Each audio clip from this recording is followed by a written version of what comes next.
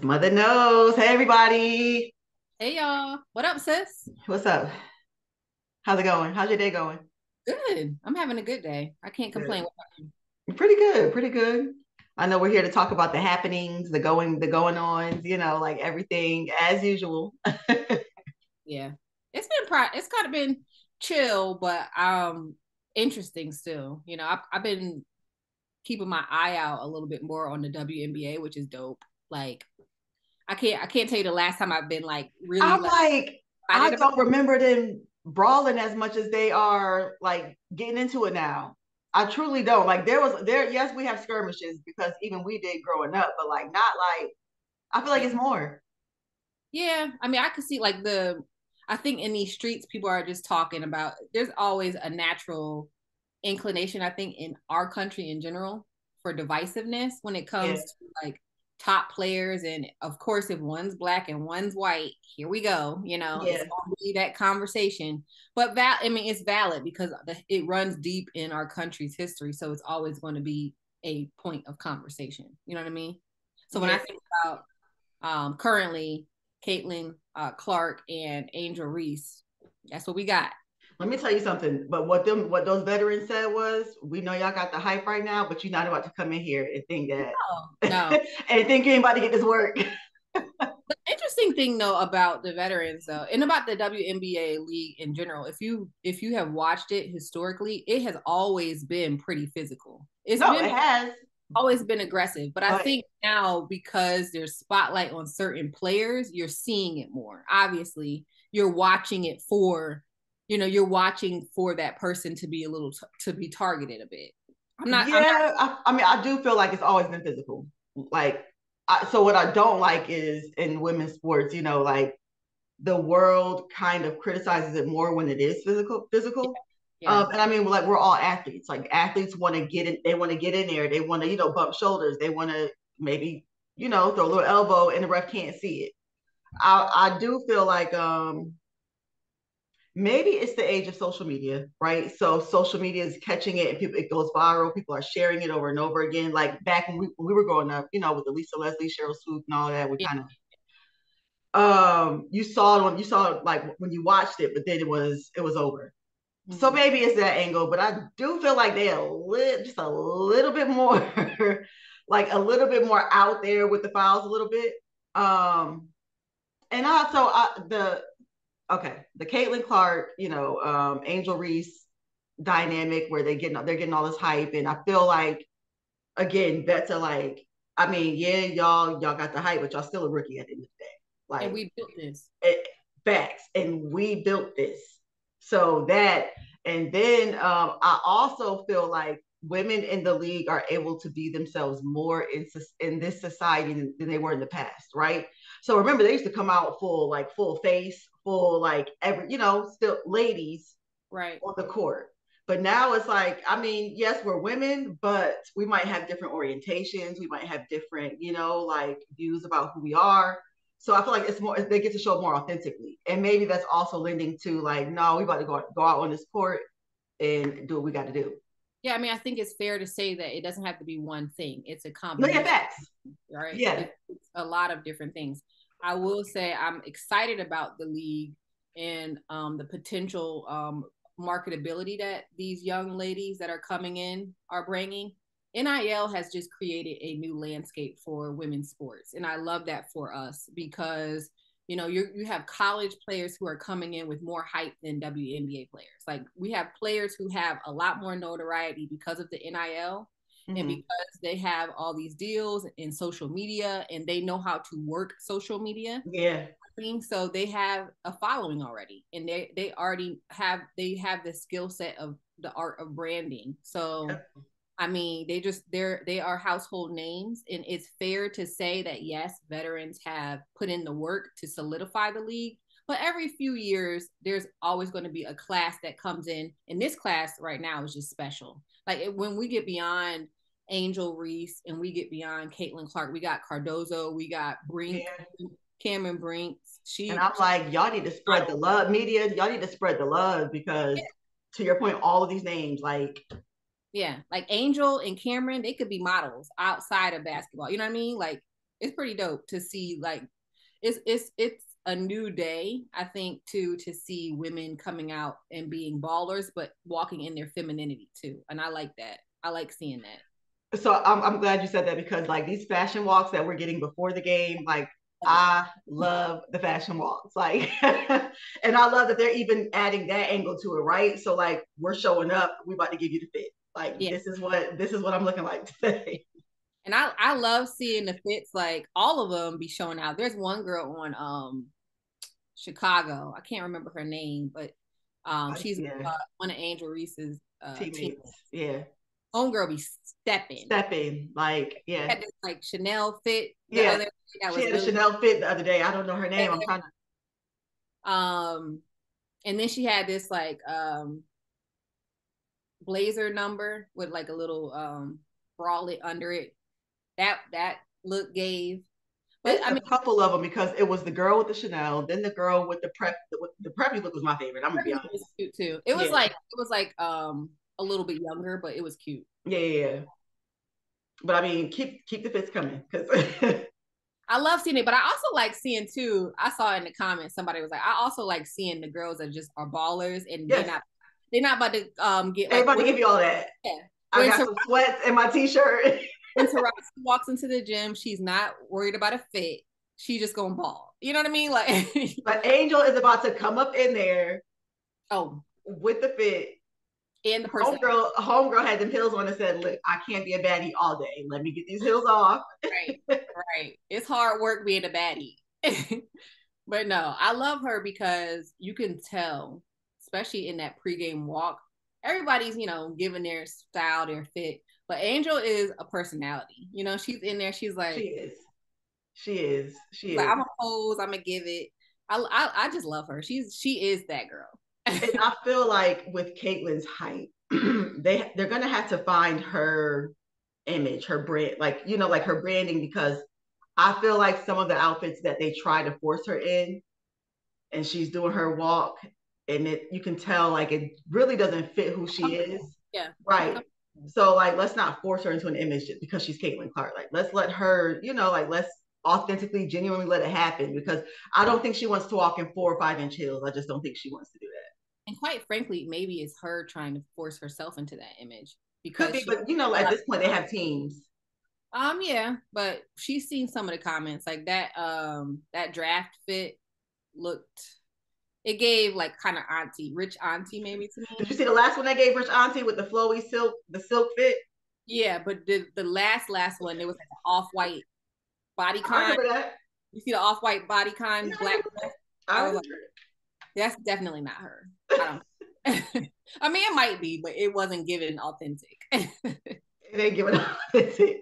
I will say I love the fact that among Angel and Caitlin, they always are complimentary of each other. Like, they're not, you know what I mean? They're always like above it. So because of the spot that they're in, I think that they are now probably looking at each other like, okay, let's really support each other. Peers, yeah.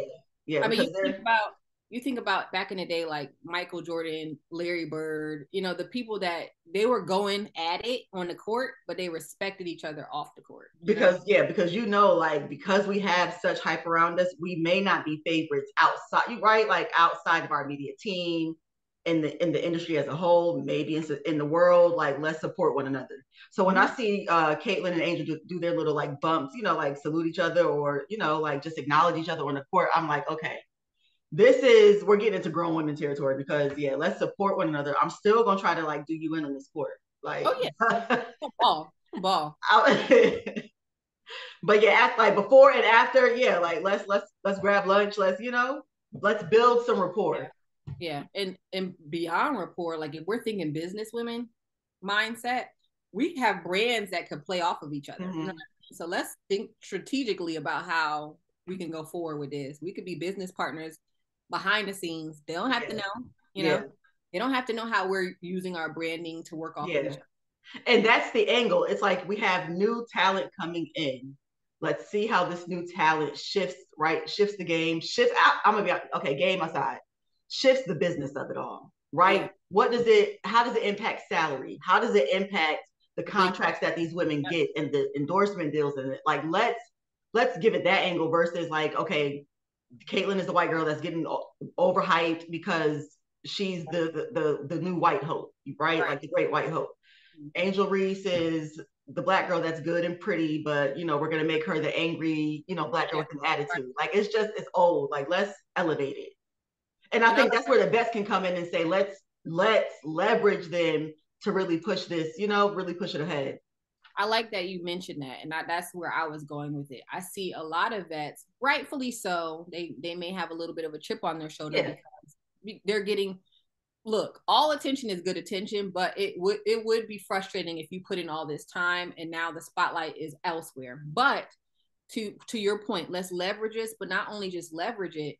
Veterans that take them under their wing will probably fare way better than those who are trying to like if it were me strategically, I'm thinking business wise. Angel Reese, I'm your mentor. Oh, sis, what up, sis? We hanging.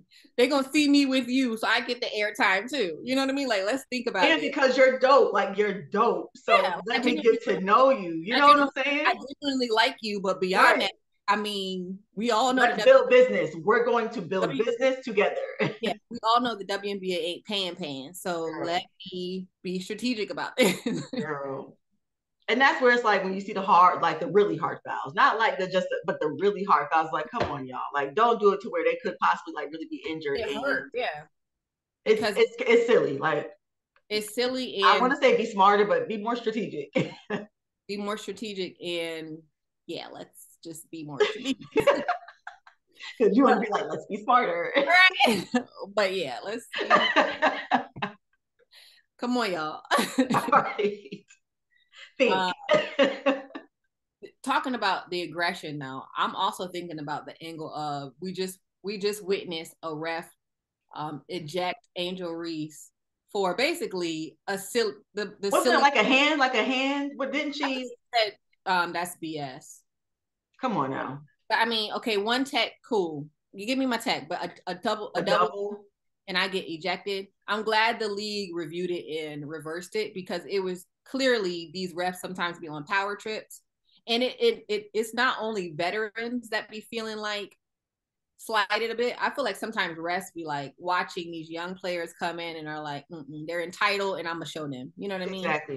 Exactly. And yes, I agree. And too, again, like when you see girls, because he probably looks at Angel Reese like a girl, like not even a woman yet. Like you see girls on the court, right?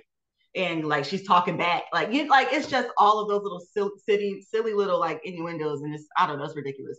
But I did like the fact that she also had male basketball players standing up for her and being like, "Come on, ref!" Like, was it Alonzo Ball who was like, "I'll pay"? I think it was one of the balls. That was like, "I got you." Like, I think he plays in Chicago too, so they have a but we need more of that. Like if there's like sister, like sister brother like teams out there, like y'all have to speak up too and use your voice. Apparently, though, it's not unusual for the NBA players to pay the fines for the WNBA players when things like that happen. Okay. I think historically it's happened before, not just with this context, but other players have done. So I think that's cool too. So I mean, I just like that the game is growing. We're seeing just a lot of attention. A lot of media attention. We just saw this past week Stephen A. and Monica McNutt go at it about the WNBA, and it's all attention for the WNBA at the end of the day. But I love what she said. Like, sir, I mean, I'm glad you're trying to big up yourself on this platform and say that you're basically a platform that's been giving the WNBA their shine, but you could have been doing this 3 years ago, respectfully. Right, like let's not act like it's been happening. Like, like she was like, you're kind of jumping on the bandwagon, like, as it's becoming hot and now you want to speak about it. Thank you. But we could have been doing this. And two things can be true. Appreciate what you're doing now, but sir, respect. And I love when people say respectfully, because after that respectfully, something disrespectful about to come. But sir, like, you could have been doing this. Like, your platform is basically one of the biggest platforms in sports. You could have been doing this, and it shouldn't have been contingent upon the WNBA being popular or not, because you could have catapulted the WNBA faster and sooner if you would have put it on the platform sooner. You know what I mean? That, yes.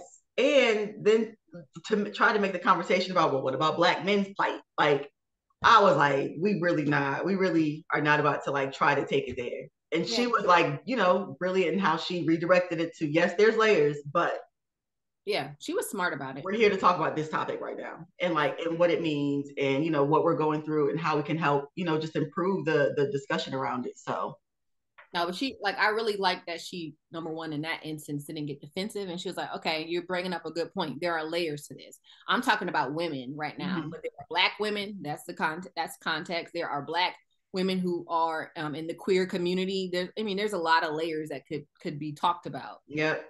So, yeah, she was smart about it. And Shannon Sharp, sometimes I'd be like, dude, like, have a backbone. You always like we chimed in, but what about this? Right. No, Shannon, hush. Like, at least the other woman, I don't know her name, but she knew to just let them go at it for a little while. She just because sis, ain't my fight. It ain't your fight, right? Because I think Monica would have had a field day with her. She had to say so. Let the cousins talk. This is cookout talk. Let family talk, right? Let family talk. Barbershop, have their, So yeah, I appreciated that. Yeah. I think we'll see like just a very like a large increase in viewership and support. I'm excited about the WNBA because it took a minute. It did. Like when it first came out, hype, right? Because now we have the WNBA. And the Sparks had all the, swoops and yeah. A good time. Yep. So it was, it was pretty hype for a couple of years and it died down. But now it's like I feel like it's gonna take off. My only ask of the WNBA, please, dear God, flip this into money, marketability. Like, don't be silly about this. You have all this attention, brand deals. Like, flip this into something. Make the games more interesting. Get bodies in the seats. You got all this interest. Now it needs to translate to ticket sales and brand deals, please. Because right now it's like what, 76,000, 76,000, 80,000 at. I'm not sure. That's like considered a high salary in the WNBA. Oh yeah.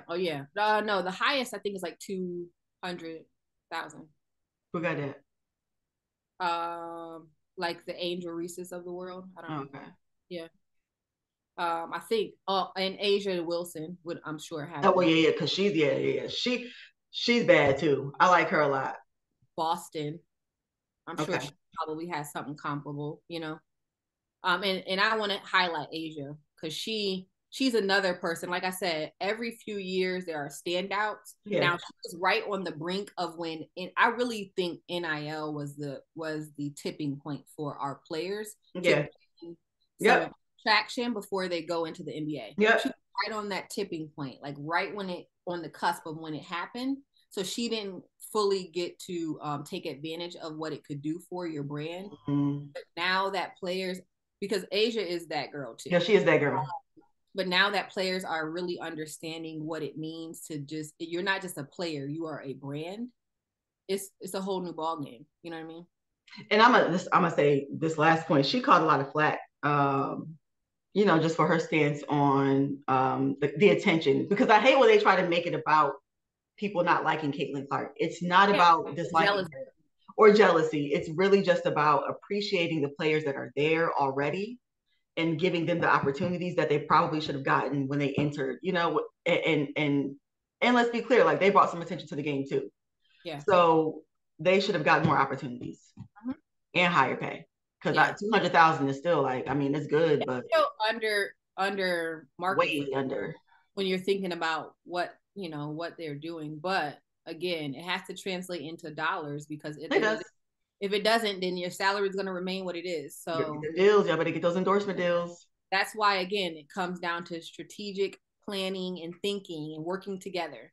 I love too now that we've got Shaq, we've got Candace Parker, we've got Magic Johnson. These are all big names who are executives in branding companies like Nike and Adidas and Reebok.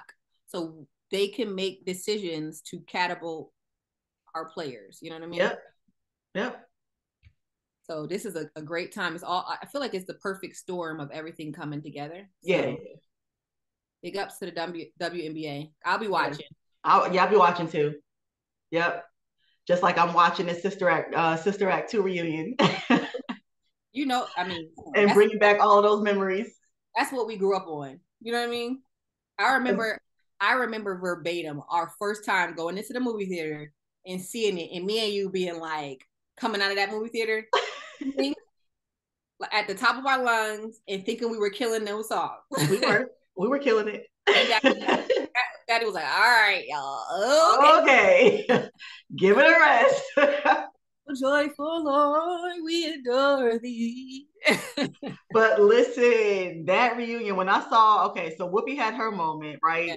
When the cast was on the stage performing, and then at the end, like she broke down in tears, and I was like, I knew it would be a full circle moment for her to have them all together again and just to relive that experience. But I didn't know it was gonna get auntie like that though. Like I didn't see it, but that's good because it really, I mean, hearing the behind the scenes and the insight of how she really helped those cast members because they were young at the time.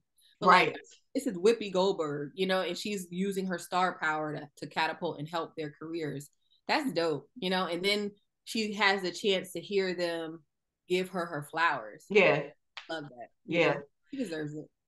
Did you see like the performance on? I did. Okay, so clips, but I didn't. So Tanya Trotter, that was our girl, Earl in the original. You take the bottom, I'll take the top, right? That's my ride. You take the bottom. Girl. But when I saw her on stage, I was like, do not tell me that Lauryn Hill is about to hit this stage, because if Lauryn Hill hits this stage, I'm gonna lose it. But she didn't. But we knew Auntie woke up. But I was like, please, Lauryn, please give us this moment. But Lauryn was like, y'all know I only come out when I got to come out, and then I'm at the house. Was Cheryl Ralph Lee there? Yep, she was there. Oh, and it took me a moment because I was like, what's she doing on stage? But then I was like, oh yeah, that was mom. That was mom. Because mom didn't get it. Mom was like, you want to sing for who? The singing Girl, get into these books. The singing put food on this table. Mom, I just need you to sign this form so I can go sing at this competition. We were all scared of Cheryl Lee in that movie. Do you understand me? But if you don't sign it, I'm going anyway. But when she popped up, I was like, ooh, baby. But let's talk about when they threw them robes off and they all had them outfits. And we were like, all right. Joyful, Lord, we adore it. And in my life, we so whack, but I love that. Right? But it's just like it's amazing how movies like that and like scenes like that just really impact so many people. You know, like you see people across all cultures talking about this movie and how they loved it and how they were so happy to see the cast like reunited. And I'm sure like it brought them back to like their younger years, because literally like whenever I think about that movie, I think about me and you walking through Daddy's house, singing that song all day on Saturday, over and over again until he finally couldn't take it anymore. He was like, okay, y'all got to stop singing this song. I can't take it. But it really, I mean, it was an impactful movie. And it's rare when a sequel the first one was great too. Don't get me wrong. But that sequel came out and killed it. Like, shut it down. Shut it. And some of the sisters were there. I didn't see them speak, but they were like in the background, like dancing and stuff. And then when Whoopi was hugging everybody, like, who's the, what's her name? I don't want to say, I'm just gonna have to say it. Oh no. Okay. So the little quiet one. What? Oh, the skinny one? Yeah, the skinny one, like the skinny little nice one. She was there. And I thought I saw I hate to say the big one, but the one that was in Hocus Pocus. Yeah. Was she in Hocus Pocus? Anyway, I feel like she was there. I could be making that up, but anyway, if they ever come out with a 3, I'm watching it. Come on, Whoopi, come out with a 3. Then I was thinking about the love boat making another run. Every in her life, Mary had a girl, but yeah. So Yeah. And our boy, our boy, right? That could sing. What? Yeah. He was there. And he sang at the end. At first I was like, when you gonna jump in? When you gonna, Right. but he was there as well. City High, right? That. Yeah, yep, City High. Yep. So good feels. That was a good moment, I think, just for a lot of people. We talk about this all the time, but millennials, like when it comes to just our childhood, the quality of TV. Now there are some ways in which representation could have been better, but when we had movies that did represent, they showed out. Movies and television shows like The Cosby's, Different World, Sister Act, Living Single, like they showed out when they got Family out. Matters, like it did not have that. Fresh Prince. I mean, yeah. So it was. We did need more representation, but we didn't have Steppin'. I feel like we have Steppin' now. Yeah, because I think. I don't know. Maybe it's not. I feel like it's the reality angle. Like the reality angle is not doing us any favors. It's quality. It's like the what is it? Fast fashion, but fast media. Yeah, we're in that bubble. Yeah, I would liken it to the fast fashion where the quality is not so great. They churn out a bunch of stuff, but the quality is like, yeah. But anyway, we were lit back in the day. Like get like millennials. Like when I saw a post on Instagram the other day, and they were like, when we were outside. No, who remembers being outside and yelling car, right? Oh, yeah. To get out of the way. And I was like, we had an amazing childhood. Our parents weren't there on the sidewalk, like, you know how we were probably looking out for us. And no, y'all know what to do. Right. You hear a car coming, you get out the road. Like, and we all, you think about it, it wasn't our parents, but our friend circle, we all looked out for each other. You know what I mean? Like we really trusted each other to be like, nah, we good. We got it. Yeah. It's a different time. But that's all I got. I ain't got no more. Yeah. I'll just say this. Big ups to the WNBA. Big ups to Sister Act 2. Whoopi. You know, you everybody's aunt, Whoopi. So yeah. EGOT, we love you. You know, yeah. It takes a special person to get that EGOT. So yeah. She up there with the big dogs. Yeah.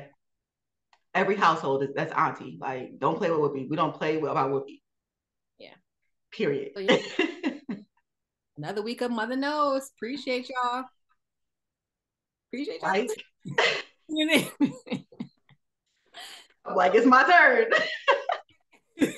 Like, share, subscribe. You can find us on Instagram at Motha_Knows, YouTube and TikTok, Motha Knows Co. Yes, follow us, subscribe, all of that good stuff. We appreciate y'all for rocking with us and riding with us. That's all. And I'm doing it with my best friend, my sister. Because if you know us, you already know, like. Right. Like, we get to do this together, Drew. Yeah. Like, we get to do this together. If I was going to work with anybody, it's going to be Ariel. Of course. Like, hands down. That's it. That's all. Like, that's all I got. That's no higher. All right. Y'all don't even know what ace no higher means. That's how I know y'all ain't played double dutch. Right. Millennials. On that note. Love y'all. Bye.